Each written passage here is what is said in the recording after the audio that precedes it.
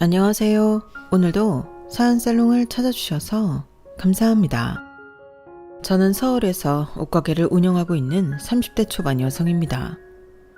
남편과는 3년 차가 되던 해에 헤어졌고요. 다행이라고 말을 해야 하나 아이는 없었어요. 둘 다 사는 게 바쁘고 어느 정도 안정이 된 후에 아이를 갖자고 합의를 했는데 그 전에 헤어지게 된 거였죠. 물론 아이가 있다고 해서 제 마음이 바뀌지는 않았을 것 같은데 아이가 있으면 지금처럼 완전히 남남으로 연을 끊고 살 수는 없었을 테니 그동안 아이를 갖지 않은 건 정말 다행이라고 생각해요. 그에 반면 남편과 시댁가족들은 어쩌면 그런 작은 연줄조차 없다는 게 아깝고 아쉬울 수도 있을 거라고 생각하는데요. 그 점이 제가 두고두고 기분 좋은 이유예요. 사람이 원래 힘들 때 도와주고 잘 될 때 나누는 건데 이 인간들은 거꾸로인 사람들이었거든요. 제가 힘들 때는 연관짓지 말라고 하고 차갑게 외면하더니 제가 잘 되고 난 후에는 가족끼리 돕고 살아야 한다고 숟가락 젓가락 다 얹으려 하는데 이런 사람들과 더 살아봤자 제 등골만 달아 없어질 것이 뻔했죠. 그래서 과감하게 이혼이란 선택을 하게 되었는데 지금부터 그 이야기를 여러분들에게 들려드릴까 합니다. 그리고 미리 고백하자면 저는 어릴 때도 공부랑은 별로 친하지 않았고 글쓰기는커녕 책도 잘 안 읽은 사람인데요. 그래도 끝까지 최선을 다해 사연을 적어볼 테니 부족한 글이겠지만 제 이야기 끝까지 들어주시길 바라겠습니다. 그럼 사연 바로 시작해 볼게요. 저는 어릴 때부터 그렇게 공부 말고 멋부리는 걸 좋아했어요. 그래서 엄마 속을 많이 썩이는 못난 딸이었는데요. 지금 생각해보면 그런 부족함이 많은 자식임에도 엄마에게 크게 혼이 난 적은 없었어요. 저희 엄마가 이혼하고 저를 혼자 키우셨거든요. 먹고 살기 바쁘기도 하셨고 또 아빠 없이 자라는 딸이 불쌍해 잘 혼도 못 내셨던 엄마였는데요. 저희 엄마는 정말 생활력이 강한 분이셨어요. 지금은 은퇴하셨지만 불과 5년 전만 해도 다른 아저씨들과 공사 현장을 누비며 미장일을 하셨거든요. 그래서인지 늘 깡마른 체형에 쇼컷을 하고 있어 여성미라고는 찾아볼 수가 없었는데요. 저는 그런 엄마가 세상에서 제일 멋있다고 생각했어요. 그래서 평소에도 우리 엄마가 일하느라 맨날 작업복 입고 있고 안 꾸면서 그렇지 제대로 갖춰 입고 화장해서 멋 좀 부리잖아? 그럼 유명한 모델 뺨치지. 라고 생각할 정도로 엄마를 좋아했는데 아마도 다른 엄마처럼 공부 가지고 잔소리한다고 저를 혼내지 않아서 제가 엄마를 많이 좋아했던 것 같아요. 그리고 엄마는 세상에 공부가 다가 아니라며 저더러 평생 하고 싶은 일을 찾아서 하면 그게 성공이라고 늘 말씀하셨는데요. 저는 지금도 그 말이 제 진로를 정했다고 자부해요. 사실 공부 안 하고 잡지책이나 보고 화장하고 다닌다고 학교 다닐 때 선생님한테 엄청 혼났거든요. 그리고 제가 딱히 사고친 건 없는데 저를 문제아로 보는 선생님과 친구들이 많아 불이익을 당한 적도 많았어요. 그럼 어린 마음에 억울하다고 엄마에게 이야기할 수도 있는데 저는 그때도 억울한 건 억울한 거고 고생하는 엄마에게 걱정거리를 안겨주고 싶지 않아 말을 하지 않고 참았어요. 그래서 엄마는 제가 학교를 졸업할 때까지 아무 문제가 없다고 생각하셨다고 했는데요. 제가 나중에 어른이 되어 그런 일이 있었다고 하니 엄청 속상해 하시더라고요. 그런 일이 있었으면 엄마한테 즉각 말을 했어야지. 그랬으면 엄마가 가서 확 다 뒤집어 엎었을 텐데. 감히 금쪽 같은 내 딸한테 상처를 줘? 이런 폭삭 망할 것들. 이렇게 화를 내셨는데 다 지나간 일인데도 저에게 미안하다고 하셨는데요. 이렇듯 저는 엄마와 좀 각별한 사이였어요. 아빠는 제가 2살이었는지 3살이었는지 해외에 나가 돈을 벌어 오겠다고 나간 이후 잠적을 했다고 했는데요. 할머니와 그 집 식구들이 쉬쉬했지만 엄마 말로는 아빠가 해외에 나가 외국 여자와 딴 살림을 차린 것 같다고 하더라고요. 그리고 복잡하게 이혼을 했다고 했는데 그 때문인지 저희 엄마는 남자 보기를 돌같이 하셨어요. 다 결혼 전에는 하늘의 별도 달도 따다 준다고 설치지만 막상 결혼하고 나면 손 하나 까딱하지 않고 사고만 친다고. 자기 평생 2번의 결혼은 없다고 했는데 그렇기 때문인지 엄마를 좋다고 하는 아저씨들도 많았는데 엄마는 단 한 번도 흔들린 적이 없었어요. 자기랑 결혼하면 더 이상 힘든 일도 하지 않고 저도 잘 키워주겠다고 말하던 아저씨도 있었는데 엄마는 그저 콧방귀만 뀌었죠. 사실 그때 저는 살짝 흔들렸거든요. 엄마가 더 이상 고생하지 않고 저도 다른 아이들처럼 하고 싶은 거 다 하고 아빠도 생긴다는데 나쁠 것이 없다고 생각했는데요. 엄마는 아니라고 했어요. 결혼 전에는 무슨 말을 못해? 엄마는 그런 말 이제 하나도 안 믿어. 괜히 재혼 잘못해서 너나 나나 상처만 받고 힘들지. 그럴 바에는 조금 힘들어도 지금처럼 우리끼리 재미나게 사는 게 나아. 이렇게 단호하게 아니라고 하니 그저 저는 아쉬운 마음만 뒤로 할 수밖에 없었죠. 그리고 그 말을 제가 이제 와서 곱씹게 될 줄은 몰랐는데요. 저희 엄마의 그 말은 세월이 흘러도 무슨 예언가의 말처럼 꼭 들어맞는 말이었어요. 앞서 말한 대로 저는 어릴 때부터 옷을 좋아했고 그래서 언젠가는 제 취향이 가득한 옷가게를 운영하는 게 꿈이었는데 문제는 돈이었죠. 돈이 있어야 물건을 떼다 팔 수 있잖아요. 그래서 일단은 돈을 벌기 위해 고등학교 때부터 아르바이트를 많이 했어요. 목적은 돈이었지만 저는 거기에서 학교에서 배우지 못한 많은 것들을 배울 수 있었죠. 사회라는 곳이 어떤 곳인지 그때 알았거든요. 어리다는 이유로 무시를 당하고 또 일을 하고도 임금을 다 못 받는 경우도 있었는데 살아남기 위해 어떻게 해야 하는지 자연스럽게 배우게 되었어요. 그리고 나는 어른이 되어도 그러지 말아야지 하는 생각을 많이 했었는데요. 그만큼 살아왔던 일이 참 많았죠. 제가 만난 어른들은 좋은 분들도 많았지만 나쁜 분들도 정말 많았거든요. 하지만 저는 찬밥, 더운 밥을 가릴 처지가 아니었기 때문에 정말 무작정 열심히만 했는데요. 그렇게 돈을 한 1,000만 원 정도 모으게 되었어요. 말이 1,000만 원이지 저에겐 10억 같은 돈이었죠.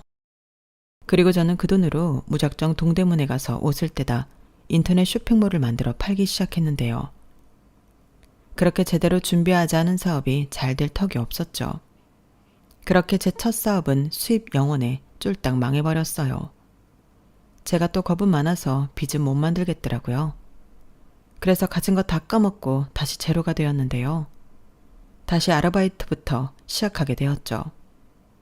그리고 그때부터는 엄한 다른 가게가 아닌 임금은 짜도 옷가게에서 일을 하기로 했는데 그때부터는 제 일도 열심히 했지만 선배 사장님을 많이 관찰했어요. 그런데 그게 정말 재밌는 거예요. 게다가 사장님이 제가 미래에 옷가게를 하고 싶어 한다는 사실을 안 후에는 제가 기특하다며 자기가 겪었던 경험담과 여러 노하우를 알려주시기도 했는데요. 이거야말로 돈 주고도 배울 수 없는 진짜 공부였죠. 그리하여 저는 또다시 돈을 모아 사업에 도전하게 되었어요. 전에는 무작정 옷만 떼다 어떻게든 팔면 된다고 생각했는데 사장님의 조언을 듣고 방향을 바꾼 거예요. 사장님이 그때 저에게 그러셨거든요. 무리가 좀 되더라도 작게라도 가게를 갖고 있는 게 나아.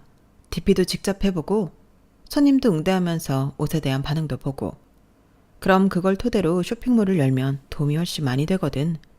그리고 오프라인 매장을 갖고 있는 쇼핑몰은 뭔가 좀 더 신뢰가 가지. 안 그래? 이렇게 말씀해 주셨는데 듣고 보니 정말 그랬어요. 전에는 장사도 안 되면 월세랑 공과금이 너무 아까울 것 같아서 덤비지 못했는데 그걸 거꾸로 활용할 생각을 못했던 거죠. 그리고 일을 하면서도 매장을 갖고 있는 것과 아닌 것은 차이가 많았는데요. 그렇게 시간이 흐르고 조금씩 손님이 1명, 2명 오게 되자 저는 진심을 다해 손님을 응대했어요. 그저 여기까지 찾아주셨다는 게 너무 고마웠거든요. 그러면서 단순히 옷을 팔기 위함이 아닌 손님에게 도움이 되는 코디와 어울리는 색조합 같은 걸 같이 고민하며 이야기하듯 영업을 했는데 그게 손님에게 반응이 좋았어요. 그리고 감사하게도 그렇게 만족하고 가신 손님은 다음에도 또 오고 다른 손님에게 제 가게를 소개하는 등 감사한 일들이 꼬리에 꼬리를 물듯 생겼는데요. 게다가 옷을 떼러 가는 도매시장에서도 처음에는 초짜 사장이라고 무시하더니 조금씩 마음을 열기 시작했어요. 제가 망하고 또다시 도전하며 성실함을 보이니 조금씩 도와주시더라고요. 원래 소량으로 옷을 떼면 싫어하시는데 저한테는 그러라고 하셨어요. 그리고 그렇게 새벽마다 열심히 발품을 판 후에는 꼭 가는 곳이 있었는데요. 그건 바로 작은 우동가게였어요. 거기엔 제 또래의 젊은 사장이 있었는데 자주 보고 또 또래다 보니 금방 친해지게 되었거든요. 가격도 부담 없고 새벽에 먹어도 위에 무리가 되지 않으니 저는 항상 도매시장을 온 날은 뜨끈한 우동을 먹었는데요. 그게 어느 순간부터 자연스러운 루틴이 되었어요. 언제나 정신없이 물건을 떼고 차에 실어 놓은 후에는 출출하기도 했고 친구를 만나러 간다는 생각으로 우동집을 찾았어요. 그리고 저희 둘은 항상 서로를 응원해주는 고마운 친구였는데요. 그렇게 친해진 저희 둘은 친구를 넘어 연인이 되고 또 부부가 되었죠. 자기 왔어? 오늘도 힘들었지? 내가 좀 가서 도와주면 좋은데 정신이 하나도 없었네. 도와주긴 뭘 도와줘. 자기도 장사해야지. 오늘도 손님 많았어?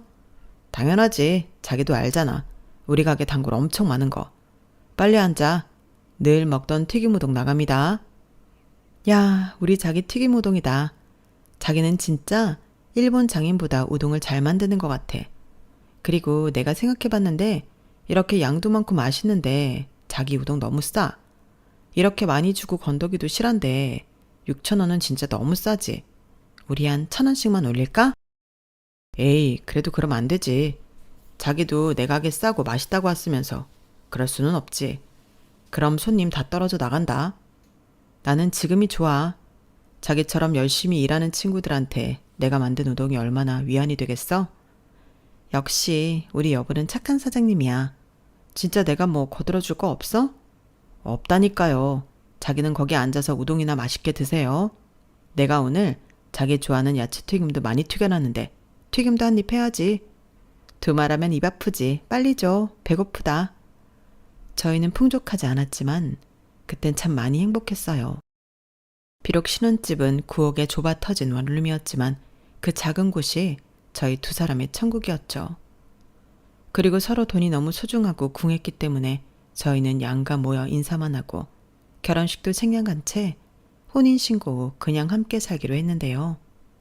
그 일도 설명을 하자면 길어요.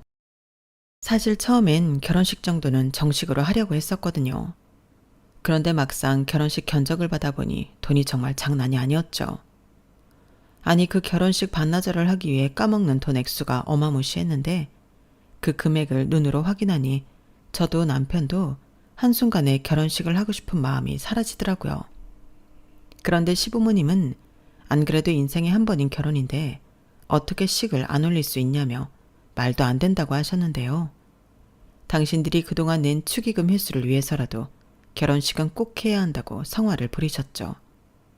하지만 아무리 부모님의 성화라고 해도 저희는 그럴 수가 없었는데 그러기엔 저희가 너무 돈이 궁했어요. 솔직히 그 돈이면 저도 남편도 사업 자금으로 쓰고 싶었거든요. 그래서 죄송하지만 시부모님의 뜻을 거역하고 결혼식을 미뤘는데요. 시부모님에게는 형편이 나아지면 그때 결혼식을 올리겠다고 말씀드리고 무작정 신혼 살림부터 차렸어요. 당시 저도 남편도 혼자 살고 있어서 살림을 합치는 게 공과금과 생활비를 줄일 수 있을 것 같았거든요. 그리고 결론적으로는 시부모님이 원했던 결혼식은 올리지 못했는데 혼인신고도 하지 않았다면 더할 나위 없이 좋았을 테지만 그러지 못한 것이 아쉬울 뿐입니다. 그래도 신혼 초 저희 두 사람은 많이 행복했어요. 하지만 믿었던 사랑도 돈 앞에서는 와장창 무너졌는데 제가 결혼을 하고 1년 정도 지났을 때 고비가 한번 왔었거든요. 사업이라는 게 크던 작던 늘 잘 될 수는 없으니까 위기가 오기 마련이잖아요. 그리고 그 위기가 저에겐 전화위복이 되었는데 그때는 그럴 줄 모르고 마냥 힘들기만 했었죠. 당시 저는 장사가 잘 되어 인터넷 쇼핑몰을 오픈했어요. 그리고 오프라인의 반응을 토대로 상품을 개발하기 시작했는데 제 손으로 디자인을 하게 되었죠. 그렇게 개발한 첫 상품이 핏이 예쁘고 고무밴드 청바지였는데요. 싸구려 한 찰만 입는 게 아니라 저는 조금 값이 나가더라도 오래오래 입을 수 있는 그런 청바지를 만들고 싶었어요.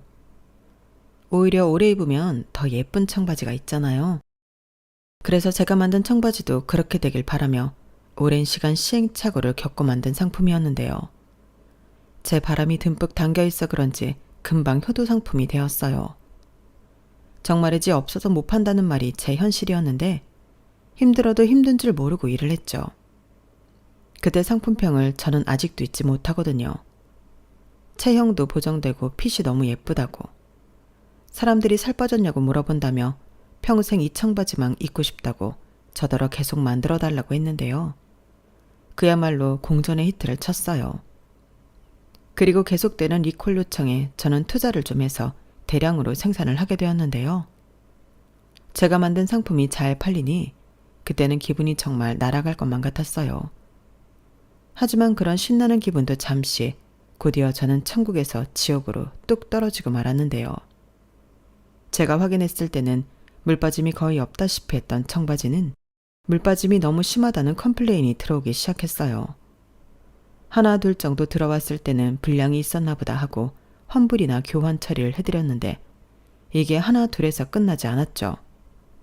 그리고 나중엔 제가 판매한 만큼 환불 요청이 들어왔는데 오프라인으로 똑같은 청바지를 사간 손님의 물건을 보니 이건 제가 받은 샘플과 분명 다르다는 걸 알게 되었죠.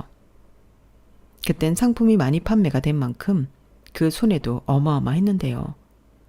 그것들을 회수해도 다시 팔 수 없으니 순전히 리스크가 되게 되었죠.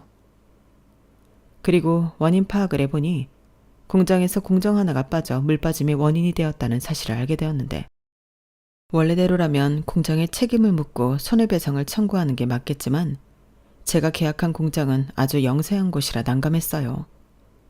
제가 손해배상을 청구하면 공장 운영에 휘청할 수 있는 그런 곳이었어요.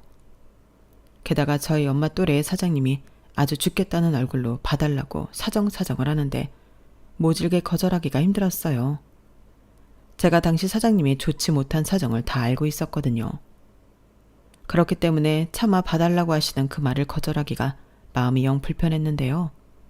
그러자 남편이 사업하는데 그런 사사로운 감정에 휘둘리면 안 된다고 손해배상 청구하면서 제가 곤란을 겪은 만큼 돈을 더 받아야 한다고 조언을 하더군요.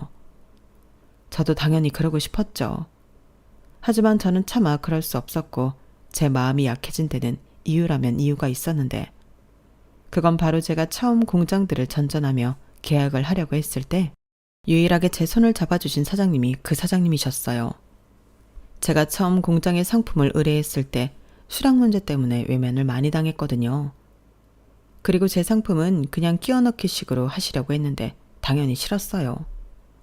공짜로 해달라는 것도 아니고 돈 줄 거 다 주는데 수량이 적다는 이유로 그렇게 하기 싫잖아요. 그리고 그때 유일하게 제가 제시한 조건으로 계약에 응해준 곳이 그 공장이었는데요. 일을 하면서 사장님과도 껍데기와 소주잔을 기울이며 꽤 친분이 생겼어요.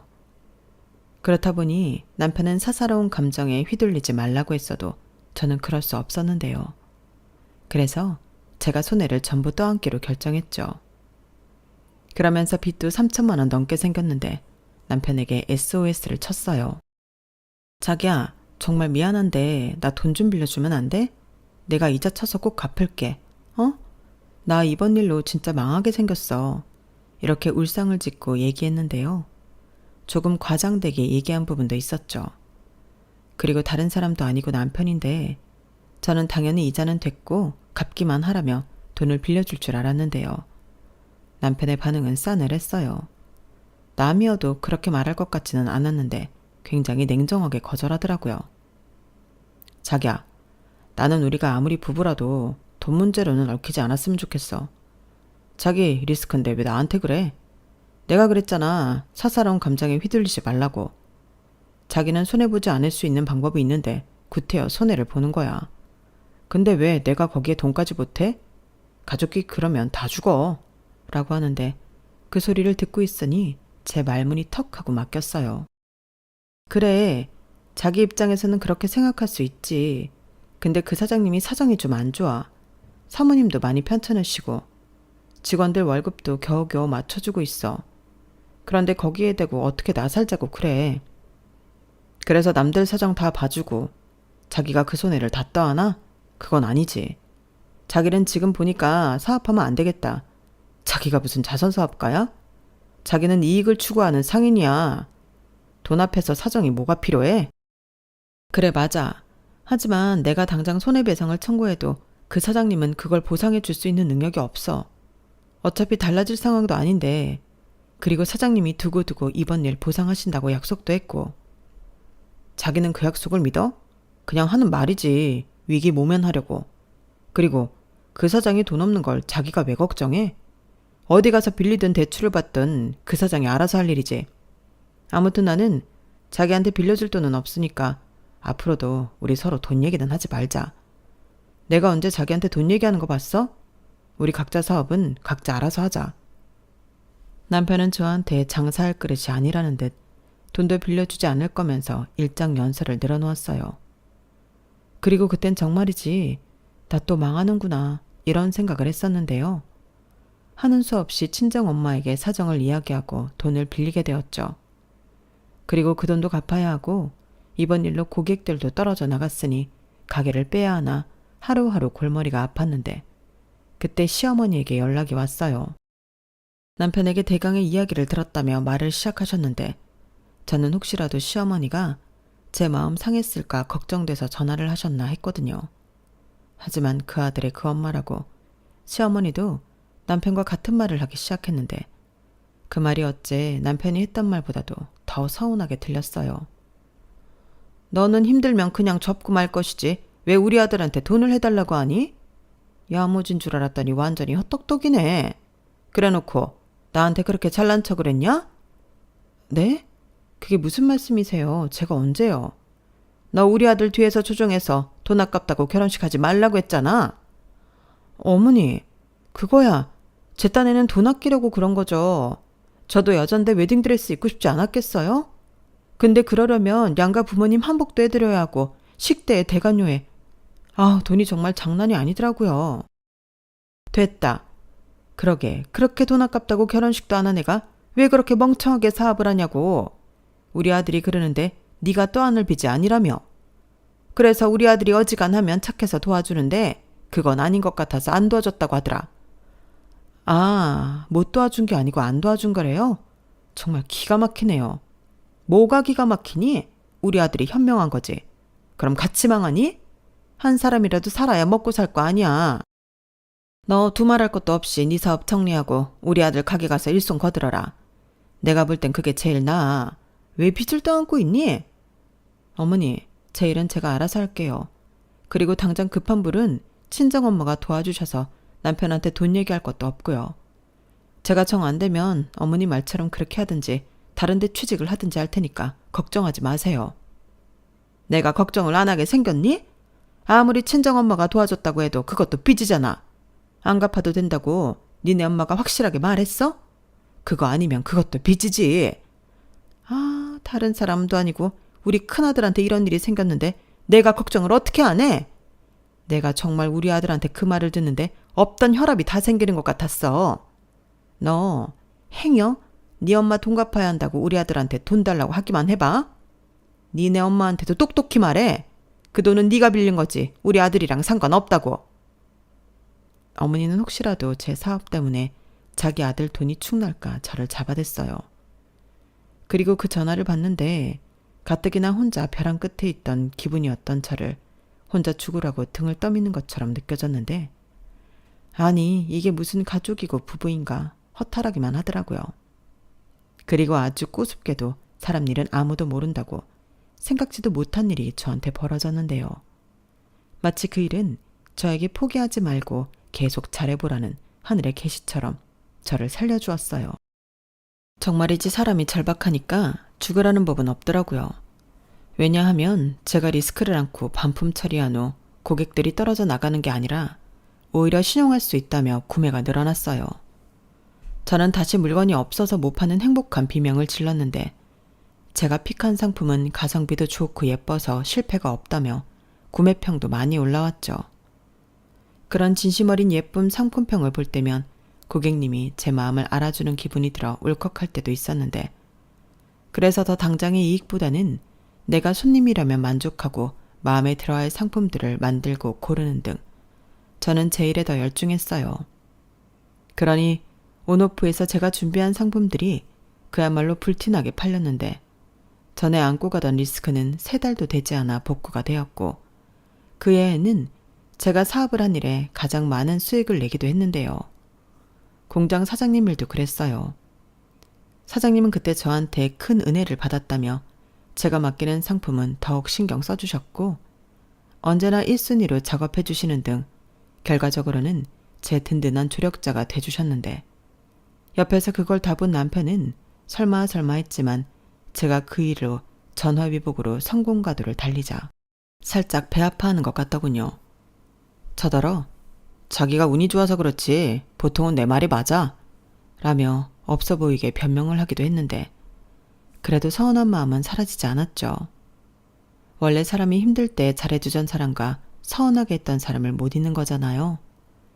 그리고 또 한 사람 저의 구세주였던 엄마 돈도 당연히 우선순위로 갚았는데 저는 더 나아가 엄마에게 작은 평수였지만 투룸 신축 빌라를 사자고 권했어요.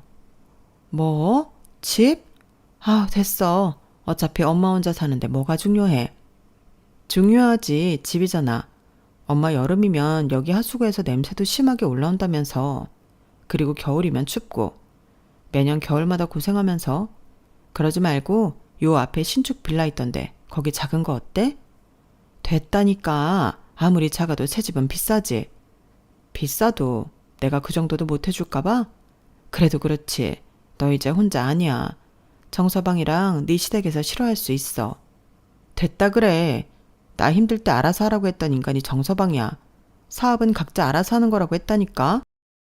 내가 벌어서 내 돈으로 우리 엄마 집 옮겨준다는데 지가 뭐라고 해? 아휴, 아직도 그 일로 꿍해? 정서방은 정서방대로 생각이 있었겠지. 몰라. 서운한 건 서운한 거지. 그리고 이 집 보증금 빼서 보태고 그러면 뭐 얼마나 더 들겠어. 부족한 건 대출 좀 받고 하자. 여기 엄마 집이기도 하지만 내 친정이잖아. 저는 싫다는 엄마에게 끝까지 졸랐어요. 그래서 저희 엄마가 못 이기는 듯 넘어오게 되었는데 사실 저희 엄마도 새 집에서 살고 싶었겠죠. 그리고 살던 집 보증금 빼고 당신 적금 깨고 제가 갚은 돈까지 모두 넣고 부족한 돈만 저더러 해달라고 했는데 정말 생각보다 제 돈이 많이 들어가진 않았어요. 그리고 말은 싫다고 해도 좋아하는 엄마를 보며 그렇게 뿌듯할 수가 없었는데요. 그런데 그 사실을 안 남편은 그렇지 않더군요. 무슨 떼돈 버냐? 아니 사람이 손이 왜 이렇게 커? 장모님 집을 사들였다고? 이렇게 아주 눈을 까디집고 저에게 뭐라고 하기 시작했는데요. 그러면서 한다는 말이 친정이든 시댁이든 똑같이 해야 한다고 하더군요.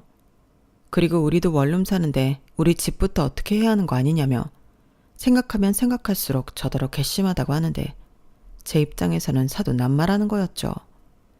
제가 힘들 때도 잘도 외면하더니 이제 와서 남편 말은 완전히 제 주머니만 털자는 거잖아요.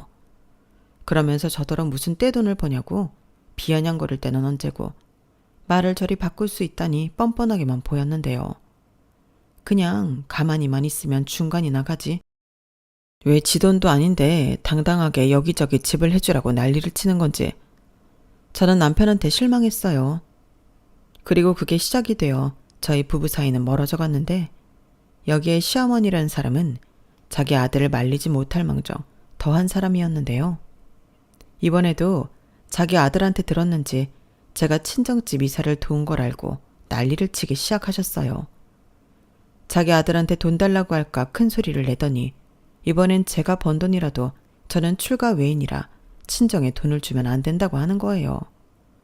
그러면서 남편처럼 자기 집도 낡았다며 이사 가고 싶다고 아파트 타령을 하는데 신축은 바라지도 않으니 한강이 보이는 고층 브랜드 아파트로 집을 옮겨달라고 하더군요.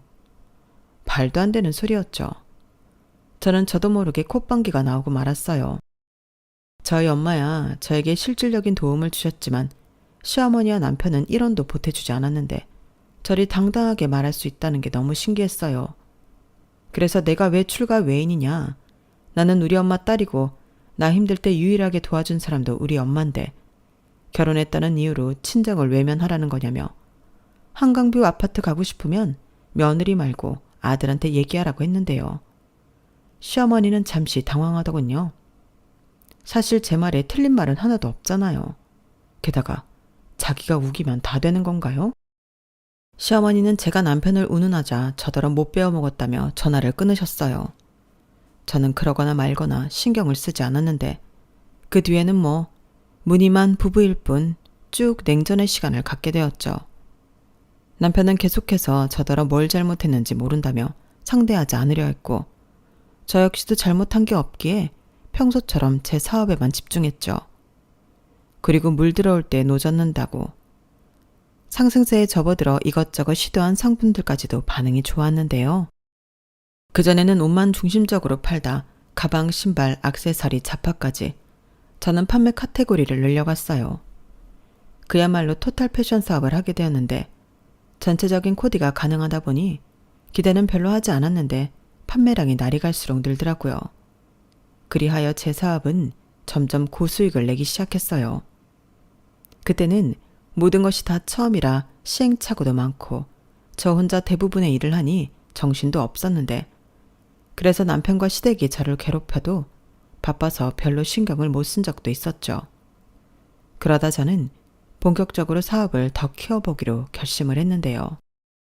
작은 옷가게가 아닌 정식 사무실과 매장을 구분지어 제대로 하고 싶었어요.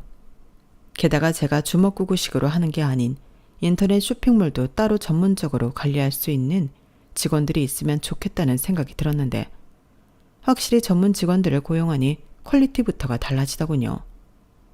물론 그에 따른 인건비는 발생하겠지만 그로 인해 판매량이 늘어났으니 비용이라는 생각도 들지 않았죠.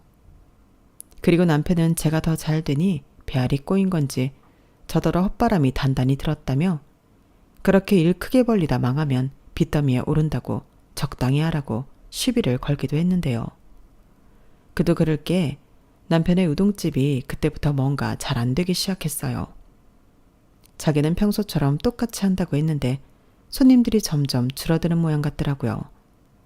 그래서 버는 것보다 장사를 하면서 쓰는 돈이 더 많아지는 것 같았는데 지도 꼴에 자존심은 있으니까 저에게 말을 하지 않았죠. 그 얘기는 다른 사장님한테 들었거든요. 그래서 저는 내심 속으로 자기는 점점 사업이 기울기만 하는데 제 사업이 잘 되니 도와달라는 말을 못하겠고 그래서 시비를 거나 하며 속으로 고소해했는데 그때까지는 이혼할 생각까지는 아니었어요.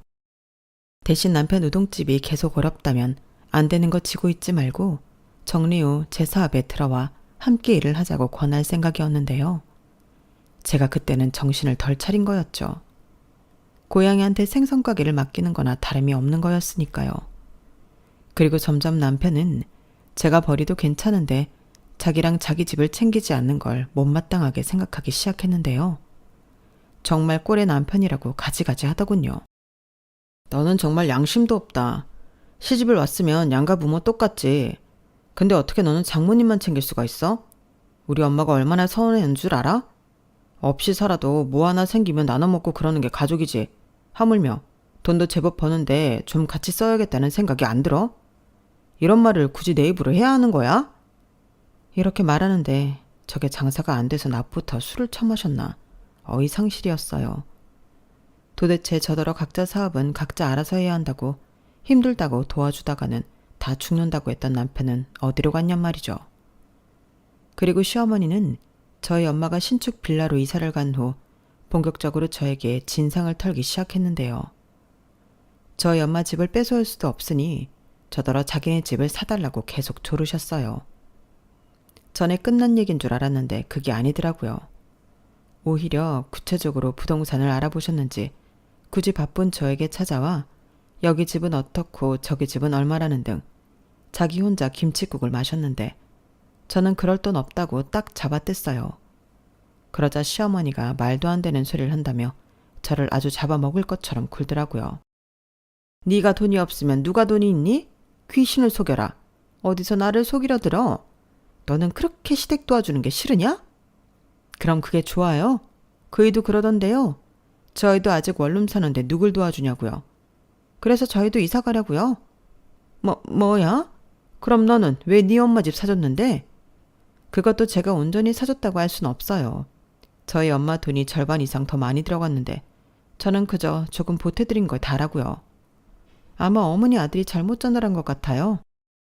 뭐라고? 그래서 이게 다 내 아들 탓이라는 소리니? 지금 그이가 많이 힘든가 보더라고요. 그래서 어머니한테 사실 확인도 안 하고 별 얘기 다 하는 것 같은데 다 믿지 마세요. 그래서 니들 이사 가야 해서 우리 집은 못 바꿔준다? 네. 그래 알겠다. 그럼 우리 막내 오피스텔 하나만 사줘라. 그 정도는 해줄 수 있잖아? 네? 도리님한테 오피스텔을 얻어주는 게 아니라 사줘요? 그래. 왜 같은 소리를 계속하게 만드니? 우리 막내도 장가는 가야 할 거 아니야. 요즘 여자들 집 없는 남자한테 절대 시집 안 온다. 어머니, 말도 안 돼요. 당사자는 뭐하고요? 제가 도련님 엄마도 아니고 누나도 아니고 왜 장가 못 갈까 봐 걱정을 해요? 뭐야? 그럼 너는 남이라는 거야? 굳이 따지면 그렇죠. 종이 한 장으로 맺어진 관계인데 어머니 지금 너무 억지를 부리세요. 제가 이것저것 사업을 많이 벌려놔서 많이 버는 것처럼 보일 수도 있는데요. 규모를 키워놔서 그런지 나갈 돈도 엄청 많아요. 그래서 뭐 나는 땡전 한 푼 바라지 말라는 소리야? 시어머니는 뭐 부모가 아니냐? 어머니도 생각해 보세요. 저 힘들 때 저한테 뭐라고 하셨어요? 니네 엄마 하시면서 저한테 하신 거 생각 안 나세요? 그건. 시어머니는 제가 노골적으로 이야기를 하자 말문이 막힌 듯 얼굴만 벌개지셨어요. 그리고 남편처럼 그저 저에게 못됐다며 밑도 끝도 없이 막말을 하기 시작했는데 그때 내가 왜 잘못한 것도 없이 이런 취급을 받아야 하나 정신이 번쩍하고 들더라고요. 그리고 이렇게 살 필요가 없다는 생각에 슬며시 이혼 생각을 할 즈음이었는데 남편이 눈치도 없이 그러는 겁니다. 돈 좀 번다고 우리 엄마한테 막말하고 그랬다며? 돈이 문제지. 왜? 돈 좀 버니까 위아래도 없어? 내 동생 오피스텔도 못 해준다고 그랬다며.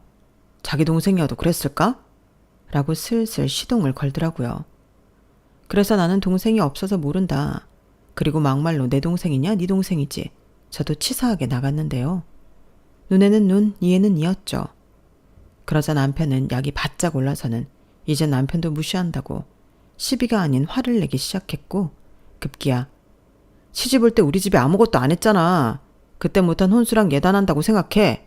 라고 아무 말이나 막 던졌는데 세상 천지 어떤 정신 나간 여자가 혼수랑 예단으로 내가 살지도 않을 시동생 오피스텔을 사주냐고 억지 좀 그만 부리라고 소리쳤어요. 그러자 지도 저한테 밀리기는 싫었는지 그럼 다 때려치우고 자기랑 동생이 같이 타고 다니게 외제차 하나만 사주라고 하는데 저런 놈이 뭐가 좋다고 여태 안 버리고 데리고 사나. 한시도 남편이랑 같이 있고 싶지 않더라고요. 그래서 그날 이후 저는 대충 짐을 싸서 친정으로 갔어요. 엄마한테도 저런 놈이랑 더는 못 살겠고 며느리를 호구로 하는 저런 집구석 며느리는 그만하고 싶다고 했는데 저희 엄마도 제 말을 듣고 엄청 화가 나셨죠. 그래서 저한테 말도 하지 않고 남편에게 전화해서 한 소리 하신 모양이었는데요. 남편은 저더러 치사하다며 부부 사이에 일어난 일을 이르냐고 따지더군요. 완전 내로남불이 따로 없었죠. 자기 하나부터 10까지 심지어 사실이 아닌 것도 자기 엄마한테 쪼르르 일러바쳐 저를 곤란하게 했으면서 장모한테 혼 좀 났다고 저한테 따지다니 그때 저도 뚜껑이 제대로 열렸어요. 너는 되고 나는 안 되는 거냐고. 왜 자기 자신이 구린 건 모르냐고 따졌는데 자기가 어디가 구리냐고 혼자 소리를 지르고 지랄 발광을 했어요. 그걸 전화로만 듣고 있는데 솔직히 무섭더라고요. 저런 인간이랑 살면 제가 위험할 것 같다는 생각이 들었는데 일단 남편이 열폭하는 걸 녹음해뒀어요. 저런 남자랑은 무서워서 못 산다고 이혼할 때 사유로 이야기할 생각이었죠.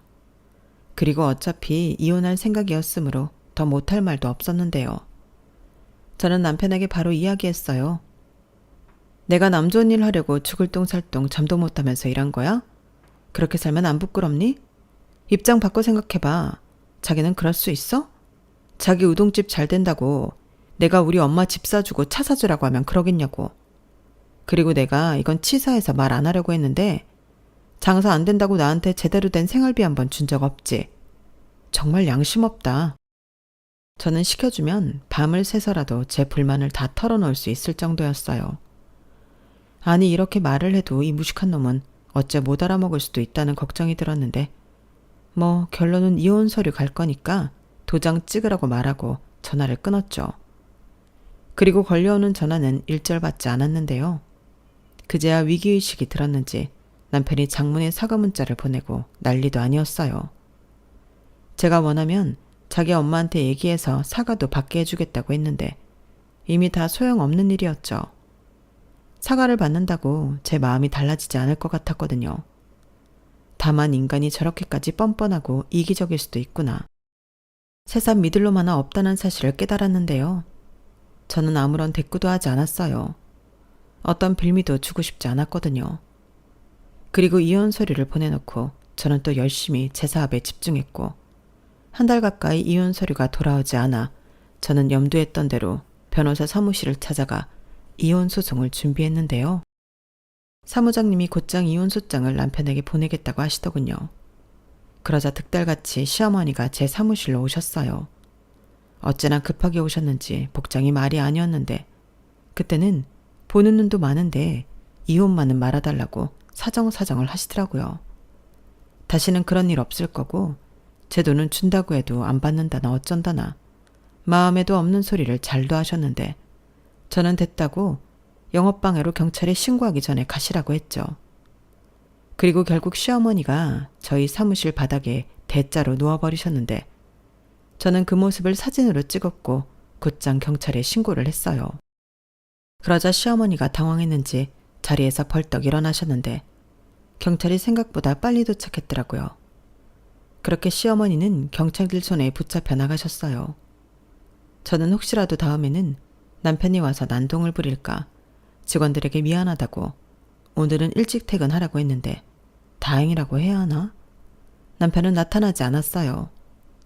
그렇게 저는 남편과 이혼 소송이 시작되었고 돈이 없어서인지 아니면 질 것이 뻔해 변호를 해주겠다는 사무실을 못 찾았는지 소송은 아주 싱겁게 끝이 났죠. 어차피 저희 두 사람은 혼인 기간이 그다지 길지 않았으니까요. 게다가 둘이 살림을 합쳤을 때도 둘 다 가진 것도 없어서 니꺼 내꺼 주장할 것도 없었는데 남편은 제가 번 돈으로 호의호식하고 싶었겠지만 그건 법으로도 어찌해 볼 수 없는 일이었어요. 그렇게 저는 빈대 같은 남편과 깨끗하게 헤어졌고 남편은 들리는 소문에 가게 보증금도 다 까먹어서 길거리 장사를 한다고 했는데요. 그것도 얼마나 갈지 모르겠다고 주변에서는 혀를 찼어요. 솔직히 가격도 그렇고 맛도 없는 건 아니라서 성실하게만 하면 혼자 먹고 살 정도는 될 거라고 생각했는데 이젠 저도 알 바가 아니죠. 잘 먹고 잘 살든 못 먹고 못 살든 제 인생에서 그놈이 빠졌다는 것이 그저 신날 뿐입니다. 아주 알턴니가 시원하게 빠진 기분이 들더라고요. 그리고 지금 기분 같아서는 일만 열심히 하고 싶은 마음인데요. 또다시 위기가 찾아와도 멋지게 제 힘으로 극복할 수 있는 CEO가 되고 싶어요. 그렇게 열심히 살다 보면 그런 저와 꼭 맞는 누군가도 만날 수 있지 않을까 그런 생각도 해보는데 앞으로 펼쳐질 제 인생을 더욱 멋지게 살아보고 싶습니다. 저는 현재 오피스텔에서 혼자 지내고 있어요. 엄마가 저를 보면 걱정이 너무 많아서 그냥 혼자 있는 게 서로 낫겠다는 생각이 들어 독립을 하게 됐는데요. 대신 주말에는 엄마와 찜질방도 가고 1박 2일 여행도 다니고 어릴 때 못 해본 추억 만들기를 하고 있어요. 솔직히 이렇게 사는 것도 나쁘지 않더라고요. 무엇보다 가끔 듣는 엄마의 잔소리는 꽤 들어줄 만한데 그 잔소리를 들으며 언젠가는 저도 그런 엄마의 걱정이 무색할 만큼 잘 사는 딸이 되면 좋겠다는 바람을 가져봅니다. 이상 여러분들에게 들려드리고 싶었던 제 이혼 사연은 여기까지예요. 제 사연 어떻게 들으셨나요? 부디 제 전남편과 전 시어머니 같은 사람의 곁에 없길 바라며 지금까지 제 사연 들어주셔서 대단히 감사합니다. 안녕히 계세요. 건강하시고요. 여러분, 사연 댓글에 응원과 현명한 조언 부탁드려요. 좋아요와 구독은 저에게 큰 힘이 됩니다. 오늘도 좋은 일 가득하세요.